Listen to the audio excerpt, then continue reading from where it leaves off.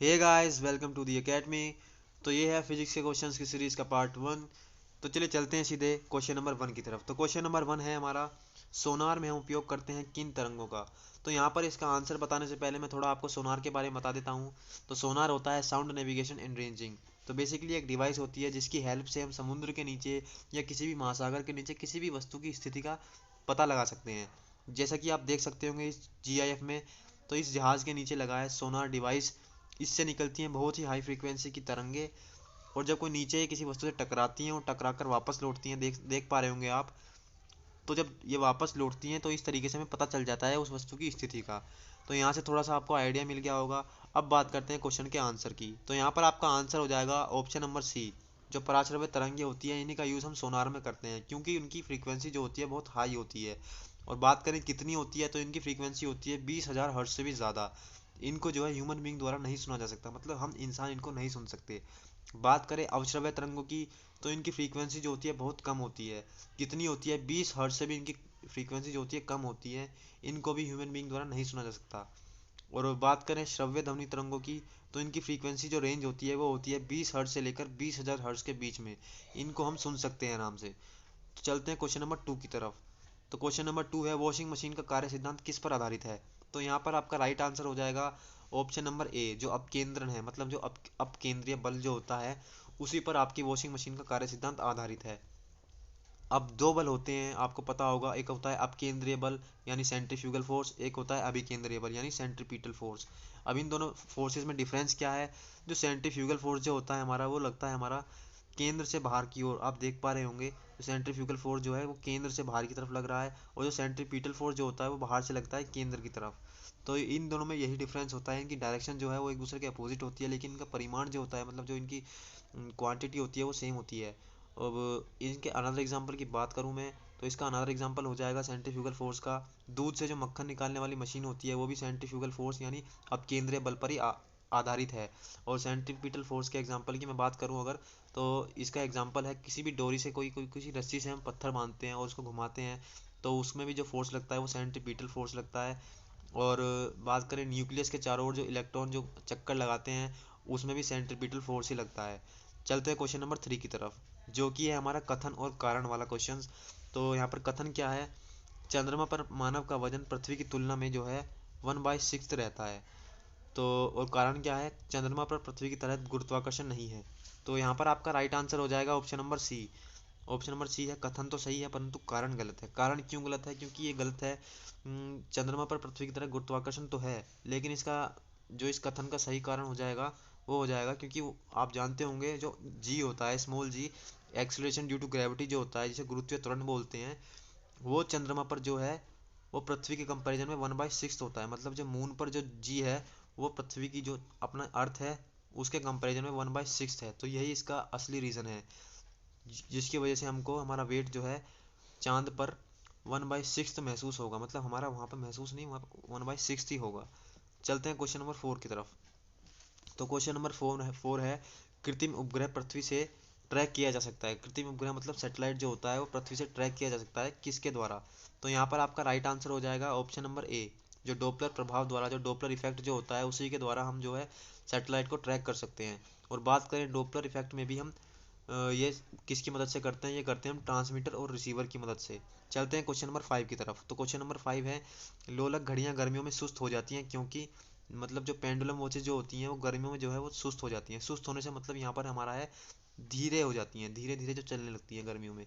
क्यों, यहाँ पर आपका राइट आंसर हो जाएगा ऑप्शन नंबर सी, क्योंकि उनकी लंबाई जो होती है पेंडुलम की बढ़ जाती है। और मैं आपको थोड़ा बता देता हूँ इसमें, जो आपको पता होगा सरल लोलक का जो आवर्तकाल होता है वो होता है T is equal to 2 pi bracket में अंडर रूट में L/G। तो आप देख पा रहे होंगे जो टी है वो डायरेक्टली प्रोपोर्शनल है एल के। मतलब अगर एल बढ़ेगी तो अपने आप टी भी बढ़ेगा, और टी बढ़ेगा तो एल भी बढ़ेगा। तो ये मतलब डायरेक्टली प्रोपोर्शनल है यहाँ पर एल के। तो जब टी बढ़ जाएगा मतलब आवर्तकाल बढ़ जाएगा, तो उससे मतलब क्या है कि पेंडुलम धीरे धीरे चलेगा, मतलब टाइम पीरियड बढ़ जाएगा तो पेंडुलम जो है वो धीरे धीरे चलेगा। धीरे धीरे कैसे, आप समझिए, एक आइडिया लगा सकते हैं आप कि मान लो पहले पेंडुलम इतनी तेजी चल रहा था, तो अब कुछ धीरे धीरे चलने लगेगा क्योंकि उसकी लंबाई जो है बढ़ चुकी है।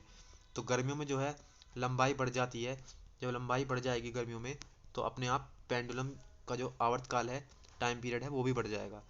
तो वहीं अगर बात करें सर्दियों में, तो सर्दियों में जो है इसकी जो लंबाई जो है वो घट जाती है, तो उसका आवर्तकाल जो है वो कम हो जाता है, मतलब उसका टाइम पीरियड जो है कम हो जाता है, और जो वो तेज़ी से चलने लगता है। फिर अपने जो पहले की जो स्पीड होती है उसकी, मान लीजिए यहाँ पर कोई इस स्पीड से चल रहा था, वो एक आइडिया के लिए बता देता हूँ मैं आपको, इस स्पीड चल रहा था तो वो तेज़ी से थोड़ा चलने लगेगा, मतलब तेज़ हो जाएगा। तो गर्मियों में जो है सुस्त हो जाते हैं और सर्दियों में जो है वो तेज़ हो जाते हैं पेंडुलम जो है।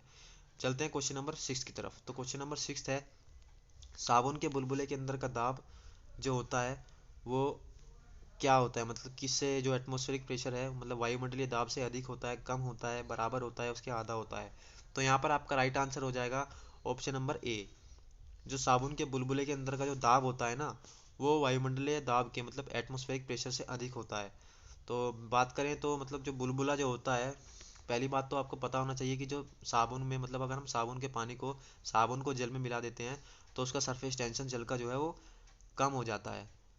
तो यहाँ पर इसी वजह से उसका जो है, जो प्रेशर होता है, जो बुलबुले के अंदर का जो प्रेशर है वो एटमॉस्फेरिक प्रेशर से ज़्यादा होता है, मतलब ये ज़्यादा होता है एटमॉस्फेरिक प्रेशर से।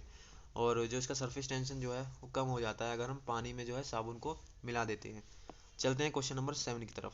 तो क्वेश्चन नंबर 7 है, प्रकाश तरंगों के वायु से कांच में जाने पर कौन कौन से चर जो है प्रभावित होते हैं। मतलब जब प्रकाश तरंग जो होती है वो एक मीडियम से दूसरे मीडियम में जाती है, मतलब एक माध्यम से दूसरे माध्यम में जाएगी, चाहे वो कोई सा भी हो, चाहे वायु से कांच में जा रही है, चाहे फिर कांच से वायु में जाए, तो आपको बताना है कि कौन कौन से वेरिएबल्स जो होते हैं वो प्रभावित होते हैं।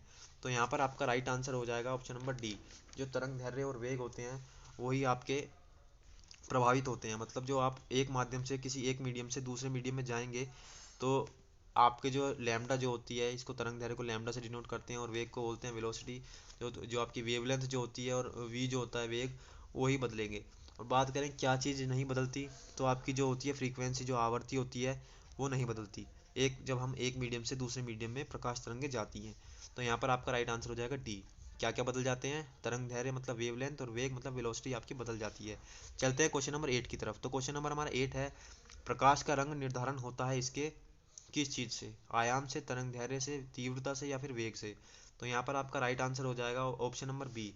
जो तरंग दैर्ध्य होता है इसी से जो है प्रकाश का रंग जो है निर्धारित होता है।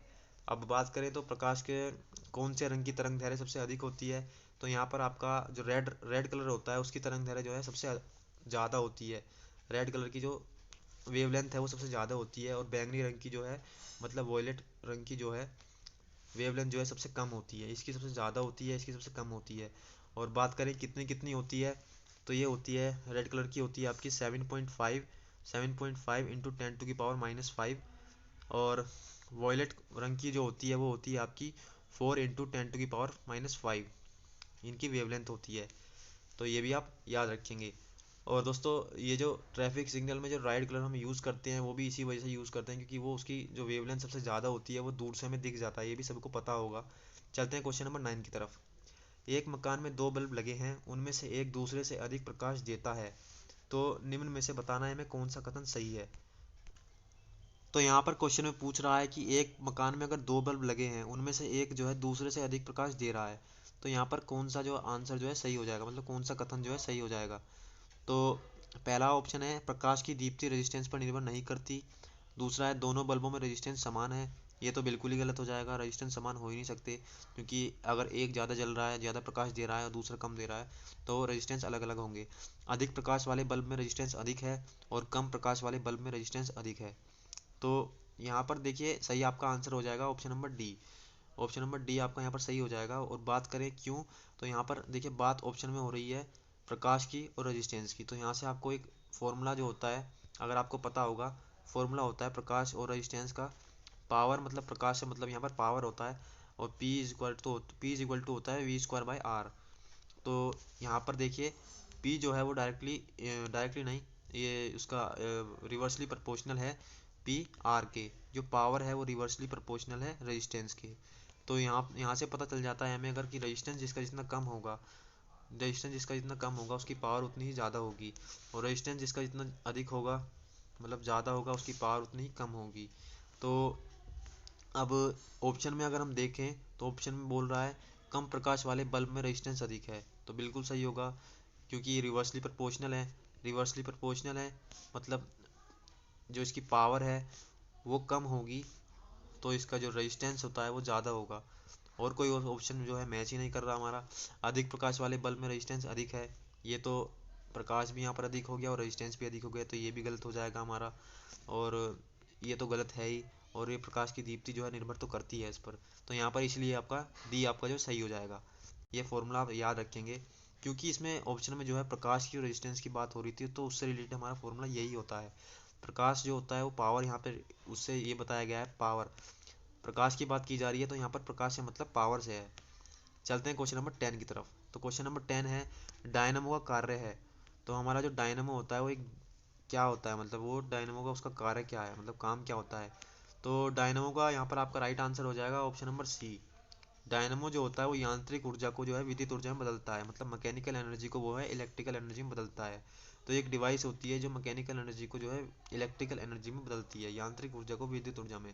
वहीं बात करें विद्युत मोटर जो होता है वो इसके अपोजिट होता है, मतलब इलेक्ट्रिक मोटर जो होता है वो इसके अपोजिट होता है। वो क्या करता है, वो विद्युत ऊर्जा को जो है यांत्रिक ऊर्जा में बदलता है।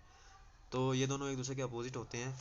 और तो ये थे कुछ 10 क्वेश्चन थे, ये बहुत ज़्यादा क्वेश्चन भी नहीं थे, तो ये आप नोट कर सकते हैं, इसलिए मैं थोड़े कम क्वेश्चन लाया था ताकि आप नोट कर पाएँ। ये सभी क्वेश्चन बेहद इंपॉर्टेंट है, किसी न किसी एग्जाम्स में ज़रूर पूछे गए हैं, तो ये आपके एग्ज़ाम के पॉइंट ऑफ व्यू से बहुत इंपॉर्टेंट है। तो इन्हें आप नोट कर लीजिएगा ज़रूर। तो जब तक के लिए थैंक यू।